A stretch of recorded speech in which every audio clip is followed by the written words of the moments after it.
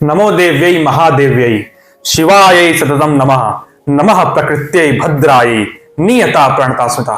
नमस्कार, मैं अर्क पांडे और आप देख रहे हैं प्रज्ञापुंज साधना से समाधान।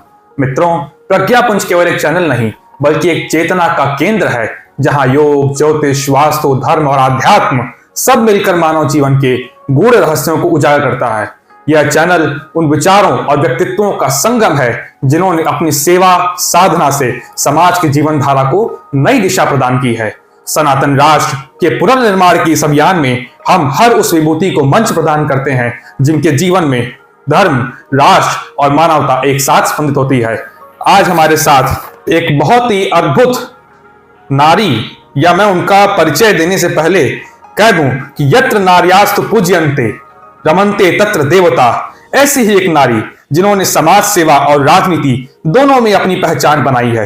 भाजपा के प्रदेश मंत्री, समाज सेवी और महिला सशक्तिकरण की प्रेरणा श्रीमती मीना चौबे जी का हार्दिक स्वागत और अभिनंदन करता हूं प्रज्ञापुंज के परिवार की तरफ से और हमारे श्रोतागणों की तरफ से।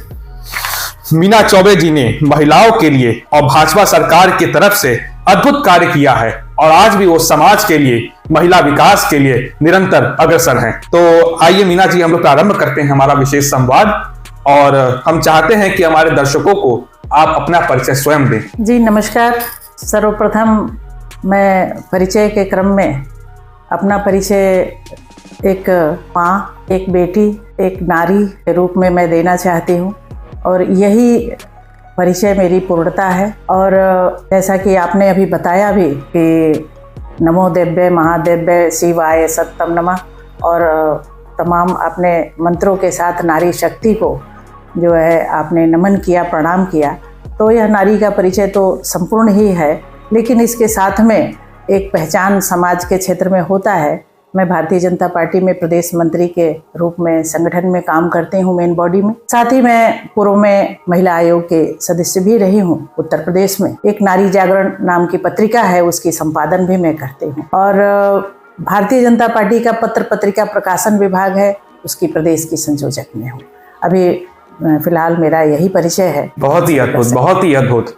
मतलब मैं कह सकता हूँ कि आज पूरे प्रदेश में, या कह सकता हूँ कि राष्ट्र में कुछ ही लोग ऐसे हैं जिन्होंने नारी के लिए एक अपने अस्तित्व को भी नारी के विकास के लिए को अग्रसर कर दिया। इसलिए मीना जी, आप राजनीति में महिलाओं की भागीदारी बहुत कठिन मानी जाती है।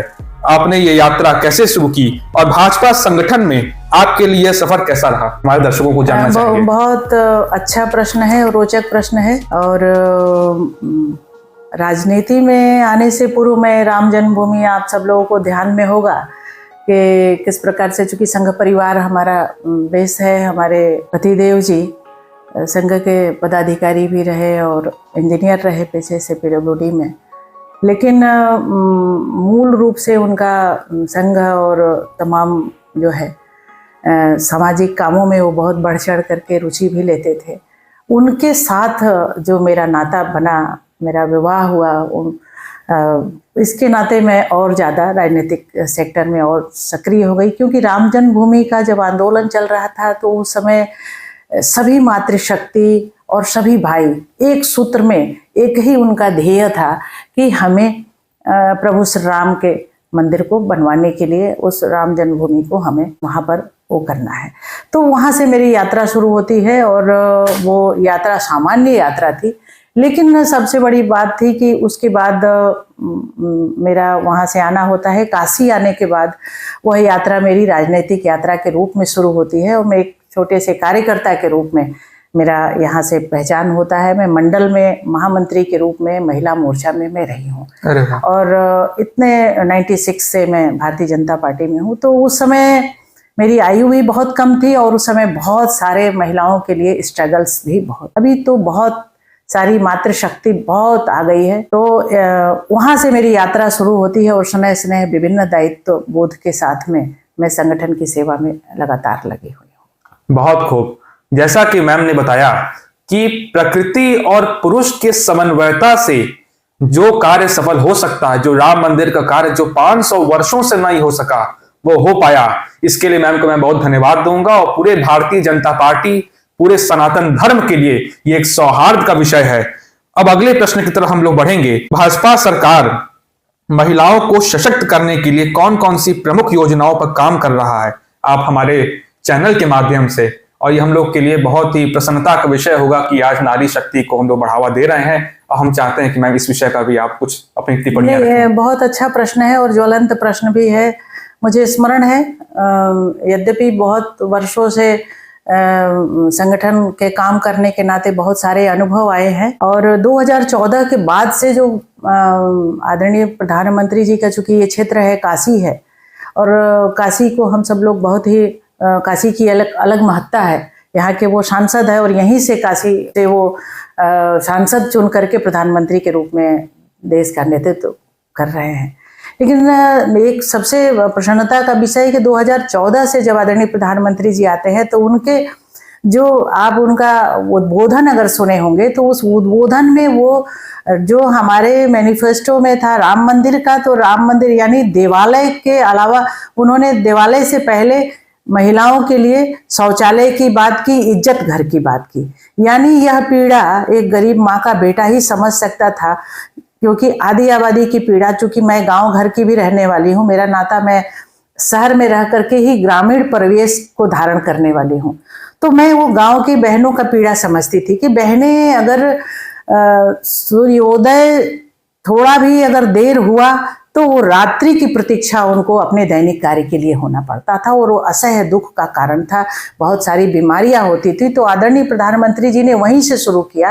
ठीक है, हम सब लोगों ने, आदरणीय प्रधानमंत्री जी ने राम मंदिर भी बना, लेकिन आधी आबादी के लिए उन्होंने कितना उपकारक काम किया कि उन्होंने प्रत्येक घरों में जो है बहनों के लिए एक इज्जत घर देने का काम किया। उसके अलावा जो है आयुष्मान का लाभार्थी बहनें बनी हैं जो 47% से ज़्यादा, और मैं तो उसको 100% इसलिए कहूँगी कि किसी भी महिला को अगर पति बीमार पड़ता है तो उसके गहने गिरवी रखने पड़ते हैं, उनके खेतों को रेहन करना पड़ता है, तो आयुष्मान का लाभ भी मिल रहा है, उज्ज्वला के माध्यम से धुएं से मुक्ति मिल रही है, तो वहाँ भी आप 10 करोड़ से ऊपर की बहनें हैं वो लाभार्थी हैं। तो इस तरह से अगर आप देखेंगे तो वो योजनाओं में मुद्रा योजना है, स्टार्टअप है, स्टैंड अप है, बहुत सारी योजनाएं चल रही हैं जो बहनें उसे सशक्त, स्किल भी उसको प्राप्त कर रही हैं। तो बहनें लगातार खेल के क्षेत्र में बढ़ रही हैं। आप अभी देखे होंगे ऑपरेशन, अब ये सब क्या है, महिलाओं को बढ़ाने की तरफ ही अग्रसर किया जा रहा है कि महिलाएं हर क्षेत्र में आगे बढ़ रही हैं। अगर लाल किले पर अगर परेड ग्राउंड में जाना है, सेना में जाना है, वहाँ भी मातृशक्ति आ रही है। लड़ाकू विमान उड़ाना है, वहाँ भी मातृशक्ति लड़ाकू विमान उड़ा रही है। नाविक सागर परिक्रमा करना है 254 दिन तक, वहाँ भी मातृशक्ति जो है उड़ाने चलाने का काम कर रही है। 254 दिन तक जो है महासागर में वो चल रही है निर्भीक होकर के, खाली नारी शक्ति। तो इसको सहज नहीं लेना है। एक ऐसे नेतृत्वकर्ता जिन्होंने मातृशक्ति का इतना बड़ा संबल वो बने कि महिलाएं खुल करके जीने का प्रयास करने लगी। मित्रों, मैं बता दूं कि प्रधानमंत्री जी ने और भाजपा सरकार ने, मैं कह सकता हूं कि भाजपा सरकार की एक एक व्यक्ति ने नारी के सम्मान को अपना सम्मान समझ के, उनकी भावनाओं को का आदर करके जिस प्रकार कार्य किया है, ये बहुत ही अकल्पनीय रहा है। अब हम अगले प्रश्न की तरफ बढ़ेंगे। मैम, हम ये जानते हैं कि नारी की सुरक्षा सिर्फ कानून तक ही सीमित नहीं रह सकती है, तो सामाजिक व्यवहार किस प्रकार नारी के साथ होना चाहिए और उन्हें उनका बढ़ावा समाज को किस तरह देना चाहिए, हम चाहते हैं इस पर भी आप अपने टिप्पणियां कुछ रखें। देखिए, सामाजिक जागरण के लिए हम सब लोगों को एक सामान्य रूप से अगर देखेंगे, मैं भारतीय बोध के हिसाब से मैं अगर जब देखती हूँ, क्योंकि नारी शक्ति अब खुल करके हमारे घर की बेटियां, हम सब आगे बढ़ने का प्रयास कर रहे हैं। आदरणीय प्रधानमंत्री जी ने भी जिस प्रकार से अब सड़क से लेकर संसद तक की व्यवस्था कर दी है नारी शक्ति बंधन अधिनियम के द्वारा, यानी मैंने सब तमाम चीज़ों को जो गिनाया, मैं बहुत सारी 150 से ज़्यादा योजनाएं हैं, मैं यहाँ पर नहीं बता पा रही हूँ आपको, क्योंकि समय भी आपके पास बहुत सी कम होगा। लेकिन जब नारी शक्ति बंधन अधिनियम तक वो देते हैं तो इसका मतलब है कि नारियों के सुरक्षा के लिए बहुत सारी चीजें, लेकिन समाज की भी अवधारणा को किस तरह से स्पष्ट होना चाहिए, क्योंकि जब हमारी बेटियां घर से बाहर निकलती है तो हमें उस बोध को रखना है। हम पता नहीं आपको स्मरण है कि नहीं है, मैं तो समाज के जीवन में जीती हूँ और मैं पहले की भी बातों को ध्यान में रखती हूँ। पहले एक बेटी का जब डोला उठता था तो बेटी, गांव के लोग कहते थे कि गांव की बेटी जा रही है, विदा हो रही है जी। तो गांव की बेटी यानी किसी की बेटी वो गांव की पूरी बेटी होती थी। अगर यह बोध अगर समाज में हो जाए, यानी मोहल्ले की, घर की बेटी मोहल्ले की बेटी होती है, गांव की बेटी होती है, नगर की बेटी होती है, शहर की बेटी होती है। अगर एक बेटी क्रिकेट के क्षेत्र में परचम लहराती है, तीरंदाजी के क्षेत्र में अगर परचम लहराती है, लड़ाकू विमान उड़ाती है, तो पूरे देश की बेटी होती है। तो क्यों नहीं एक पिता की बेटी भी पूरे गांव समाज की बेटी हो, यह बोध अगर हो जाता है तो निश्चित रूप से मुझे लगता है कि समाज में यह भाव जगना चाहिए। और यही भाव जो है पुरातन भाव है, यानी अभी भारत ऐसे मुहाने पर खड़ा है जबकि हम सब लोगों को एक तरफ विकास की तरफ, हम विकसित भारत की परिकल्पना की तरफ आगे बढ़ रहे हैं, दूसरा भारत जो है गुरुतर भूमिका में, मैंने हमें गुरु के रूप में भी स्थापित होने की तरफ हम आगे बढ़ रहे हैं। तो वो संधि काल है। अब इस संधि काल में निश्चित रूप से हमें इस बोध की तरफ बढ़ना पड़ेगा, क्योंकि हमारी जो संस्कृति है उस संस्कृति को हमें अपने साथ ले करके चलना पड़ेगा, तब जाकर के हम जो है मातृशक्ति को, जो मातृशक्ति का उन्नयन है, क्योंकि वह बोध ही था या देवी सर्वभूतेषु शक्ति रूपेण, या अन्य कई आपको मंत्र देवी सूक्त में मिल जाएंगे। तो यत्र नारेस्तु पूज्यन्ते रमन्ते तत्र देवता, तो बहुत सारी है। तो ये मंत्र यानी देवी का बोध क्या होता था। हम नवरात्र में एक दिन देवी का पूजन करते हैं, हम 9 दिन एक दिन पूजन करते हैं, 9 दिन पूजन करते हैं। हम क्यों नहीं पूरे वर्ष पर्यंत अगर मातृशक्ति के पूजन का अगर हम कारक बने, उनका सम्मान देने का कारक बने, तो निश्चित रूप से मैं ये मानती हूँ, बहुत फ्रैंकली मैं कह रही हूँ कि स्त्री पुरुष यानी नारी नर दोनों एक दूसरे के प्रतिस्पर्धी नहीं है, दोनों एक दूसरे के साथी हैं जी, साथ चलते हैं जी। क्योंकि एक ही घर में बेटी भी होता है बेटा भी होता है, वो प्रतिस्पर्धी कहाँ से हो गया, वो दोनों एक दूसरे के साथ है, दोनों को एक दूसरे का संबल बन करके साथ चलना है, तब एक अच्छे समाज का हम निर्माण कर सकते हैं, अच्छे देश का, राष्ट्र का निर्माण हम कर। देखा जैसे कि मैम आप बोल रही थी, ऐसा हमें प्रतीत हो रहा था, हमारे दर्शकों को मुझे लगता है प्रतीत हो रहा होगा कि जैसे देवी का स्वरूप देवी वाणी बोल रही हो, ये अद्भुत था और हम सबके रोम रोम तक ये बात पहुंची है। और मुझे लगता है कि जो व्यक्ति इसे सुन रहे होंगे वो इसे अपनी अवधारणा में, अपनी चेतना में इसको धारण करेंगे और वैसे ही ये कार्य में अग्रसर रहेंगे। अब अगला प्रश्न मैम ये उठता है कि महिला मोर्चा के माध्यम से आपने कौन कौन से परिवर्तन देखे हैं अभी तक के, आपने राजनीतिक जीवन में कर रहे हैं या सामाजिक जीवन में? देखिए, अभी मैं मोर्चे में नहीं हूँ, मैं मेन बॉडी में हूँ, प्रदेश के मेन बॉडी में हूँ, लेकिन महिला मोर्चा का भी अपना एक बड़ा काम है, बड़ा सेटअप है। महिलाओं के बीच में वो महिला विंग है, महिलाओं के बीच में वो जाते हैं और महिलाओं के बीच में समाज के क्षेत्र में जो भी बहनों के लिए योजनाएं, अभियान आदि चलते हैं उनको प्रचारित प्रसारित करना, अपने संगठन के तरफ उसको अग्रसर करना, किसी की मदद करना, योजनाओं का फॉर्म भरवाना, वो योजनाओं से संबंधित विभिन्न प्रकार के जो सरकार और संगठन का जो समन्वय की भूमिका होती है वो बहनों के बीच में करती है। यह महिला मोर्चा की भूमिका होती है और हम सब भी संगठन के भूमिका में इसी तरह से सबके साथ समन्वय बैठा करके काम करते हैं। यानी सरकार का काम सरकार करती है, संगठन का काम संगठन करता है, संगठन और सरकार में सेतु बनने का काम, जनता के बीच जाने का काम संगठन के लोग जो है उसको सेतु बनने का काम करते हैं। ये हमारा काम। बहुत ही खूब, बहुत ही अच्छा। आप आज की युवा बेटियों और महिलाओं को क्या संदेश देना चाहेंगी जो समाज, परिवार और देश का निर्माण में भागीदार होना चाहती हैं? बेटियों के लिए तो मैं सबसे पहले ये कहना चाहती हूँ, क्योंकि बेटियां आगे बढ़ रही हैं और हर क्षेत्र में बढ़ रही हैं, तो बेटियों को सबसे पहले ये है कि बेटियां निर्भय रहें, निर्भय होकर के आगे बढ़े। अपने को, जैसे अभी आपसे मैं जान पाई कि योग का जो होता है, तो योग का अल्टीमेट गोल जो है तो उनका लक्ष्य वो आधारित हो, किस लिए वो घर से निकली है, घर से निकलने के बाद उनका लक्ष्य क्या है, तो लक्ष्य जब वो देख लेंगी, जब बेटियां कि हमें पढ़ना है, पढ़ने के साथ में सिर्फ पढ़ना है, पढ़ने के साथ हमें ये लक्ष्य पाना है, तो लक्ष्य को देखें और अपना सबसे अच्छा मित्र अपने माता और पिता को बनाएं। उनके सबसे अच्छे मित्र हो सकते हैं वो माता और पिता हो सकते हैं। माता पिता से अपनी सभी बातों को शेयर करें बेटियां, और उसके साथ में अपने विभिन्न जो भी काम करती हैं उसको लेकर के आगे बढ़ें। और कहीं कोई कठिनाई उनको दिखती है तो वो निर्भय होकर के उसका सामना करें, क्योंकि कहा जाता है ना कि डर के आगे जीत है। तो डरना नहीं है, क्योंकि बेटियां अब आजकल निर्भय होकर के चल रही हैं और निर्भय होकर के आगे बढ़ रही हैं। क्या बात है, बहुत ही अच्छा। आपके जीवन में कह लें कि हर व्यक्ति का कोई आइडल पर्सन होता है। आपके जीवन में आपको कहाँ से प्रेरणा मिली राजनीतिक में रूप से नारियों के प्रति कार्य करने के लिए, सामाजिक रूप से कार्य करने के लिए? तो आपका मेन प्रेरणा का स्रोत कौन रहा है आज तक? दीदी माँ, जिनको रितंभरा दीदी कहते हैं, मैं अपना आइडियल मानती हूँ। और राजनीतिक सेक्टर में जो अभी हम लोगों के बीच में नहीं है, सुषमा दीदी, उनको मैं आइडियल मानती हूँ। मैं उनको बहुत सुनती थी उनको, और मुझे हमेशा उनके भाषण और उनकी शैली, उनका सब कुछ मुझे प्रभावित करता रहा।